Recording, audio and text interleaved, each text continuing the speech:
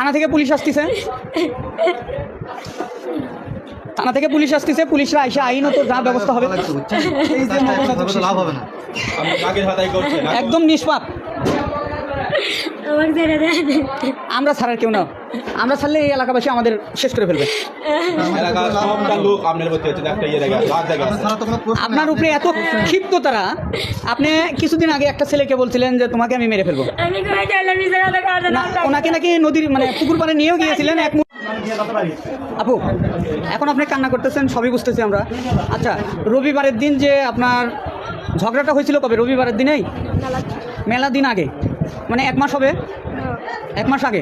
আচ্ছা, 1 মাস আগে আপনার ঝগড়া হয়েছিল, আপনি 1 মাস পরে রবিবারের দিন কয়টার দিকে এই বাচ্চাটাকে এই অবস্থা করছেন? বিকালে। আপনি কিভাবে মারছেন?